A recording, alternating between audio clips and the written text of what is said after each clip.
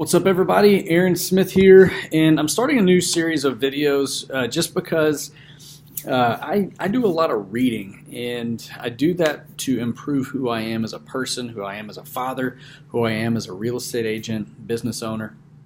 What I want to do is start sharing some things that I'm learning. Number one, to help all my friends and family and clients out there, but also to help myself and to help internalize some of this stuff. So we're coming up, it is December 21st right now, coming up on the end of the year, and the next thing that's going to happen is a lot of people are going to start to prepare for New Year's resolutions. They're going to resolve to do something. They're going to change part of their life that they couldn't change at any other time over the past year, but now's the right time to resolve to change something in their life. And usually that revolves around a couple of things. It's usually lifestyle habits like eating, exercising, and nutritional things like alcohol intake or stop smoking or something like that. So I wanted to share with you guys really quick. There's a book that I'm reading. It's called Atomic Habits. This was given to me by my office manager here at Keller Williams, and I'm about a third of the way through this book so far. I'm actually reading it, listening to it on Audible. I've got two wonderful kids at home that I want to spend time with, and reading a book page by page is not my way to go. I usually pop the headphones in and listen to the book. So here's the book, Atomic Habits by a guy named James Clear. If you download the audio book on Audible, it's very, very easy to listen to. And here's a couple of points that are in the book. One of the quotes that's in the book that has stuck with me for, I guess, several hours now, that just hit me right between the eyes is, we do not rise to meet our goals, we fall to the level of our systems. So, and systems is just another word for our habits, and systems are essentially just planned habits, right? So couple of key things, and this goes for anybody that is working on a lifestyle change. There is no greater determinant of your habits than your environment. That means if you always eat lunch in your office where there's unhealthy snacks, or if there's sodas and things around and you're trying to get away from those things, then that may be an unhealthy choice. You may want to find somewhere where there's healthier options for you. And essentially the environment part is, if you don't want to slip, don't go where it's slippery. If you're looking at dietary intake or habitual, smoking, drinking, stuff like that. If you don't want to slip, don't go where it's slippery. Also, know your cues.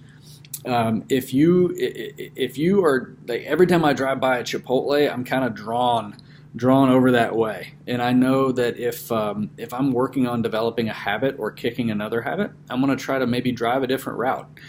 Same thing if it's where you usually buy your cigarettes, or where you usually buy that bottle of wine that you don't need or that you're trying to stay away from. Take a different route home, or take a different route to where you're going.